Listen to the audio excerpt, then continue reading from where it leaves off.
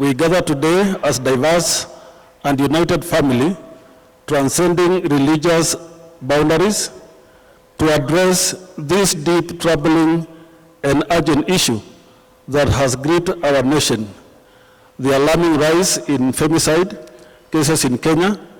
Femicide, the intentional killing of women based on their gender, is a grave violation of human rights and an affront to the values we hold dear, with the recognition that humanity embodies the image of God. On January 4th, 2024, the stabbing to death of a 26-year-old Starlet Wahu, a popular Instagram figure in a short-term rental apartment, made headlines.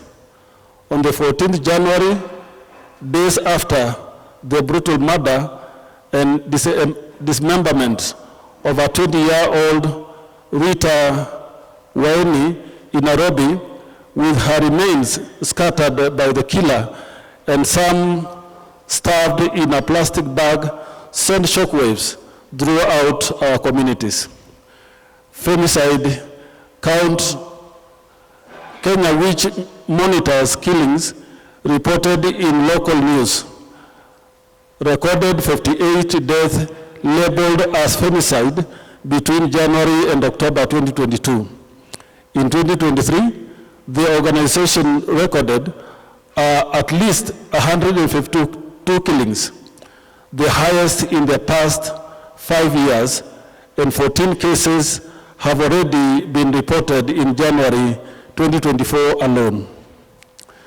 The Kenya Demographic and Health Survey indicate that over 40% of women have experienced physical or sexual intimate partners violence in their lifetime.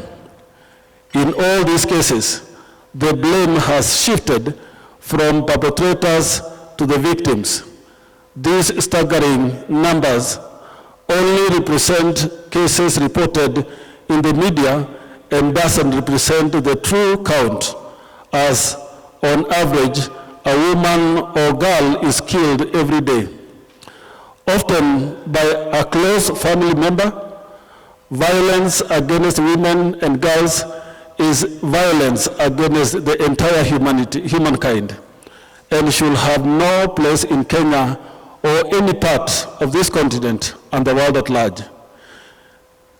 It is disheartening to witness the loss of innocent lives, and we extend our deepest condolences to the families affected by these tragic events. Society's response to gender-based violence can be enhanced if we invest in seeking to understand some of the key drivers of the epidemic. The sacred texts are clear that we must seek knowledge. Bahu Allah Kitab in the Quran, Hosea in the Bible, and so many other religious scriptures enable us to see humanity as sacred before God, and we have no reason to take anyone's life. It helps us to develop and implement more effective responses. We can no longer remain silent, nor assume that gender-based violence is a private issue. It is, in many instances, a matter of life and death, and affect not just the victim, but the entire society and community, for even in some cases, young children are left behind without a mother. A matter of human security, it is also a matter of human dignity. It's a matter of faith, human rights, and is key to the prosperity of the entire nation. We all must thrive together. Men and women, we belong to one another and to the society. May God bless us. May God enable us to fight this vice in all circumstances, and call upon God to guide us in this. Thank you very much.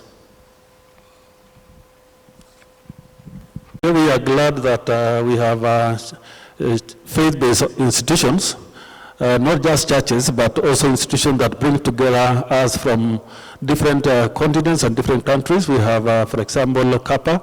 We have these other institutions that are dealing in different countries. One, we shall be able to learn from each other what's happening from country to country.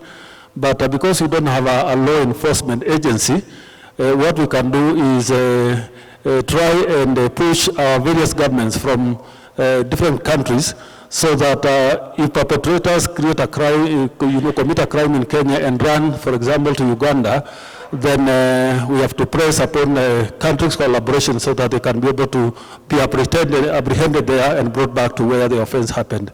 So I think ours is to raise a petition with the various government agencies and also work with our peers, our churches, and our church organizations that are present in the continent and even outside of the continent, so that if a case is escalated, then our counterparts will pick it from the other side and make it a human rights issue, and we can be able to project our voices. Ours, from our perspective, is projecting the voices and become the voice of the voiceless. Thank you. Our experience is that many of our cultures and tradition has already made judgments on what define a woman and what define a man. And in some of those judgments, people have formed opinions on what to do and what not to do. And in some of those cultural rites of passages, men are advantaged because they are taught in a secluded place, and they are taught many things on how to, become a man in my community, how when you become a warrior, how to defend a community. All those things happen, which women are not privileged to happen. Even with them, they do not have that kind of teaching. But also, older women were given the responsibility to teach younger women what it means to become a wife and what it becomes to build a home and to lead a family. However, in the recent past, as churches began to see the need, we have begun programs of initiation that run church programs so that we readdress some of the negative cultural practices that happen at initiation time. If you come, for example, to All Saints Cathedral, every November, when the schools close, we have a program called Ropes, where young men, but also young ladies are taken away for teaching and training. When men go through now the actual initiation, young women are also going through a process of teaching. And at one point they were brought together now to have discussions on how to conduct themselves in that space as they now exit to become adults who can make their own decisions. And I know many churches are part of it, are part of this. Some churches in the rural areas now have segregated what they call traditional rite of passage, where traditional people go and where the church conduct the rite of passage as a church, where the Bible studies and looking at the Word of God becomes a priority as to what they are being taught culturally. So we have programs that are running already in that space, but we cannot say it is enough. It is not enough.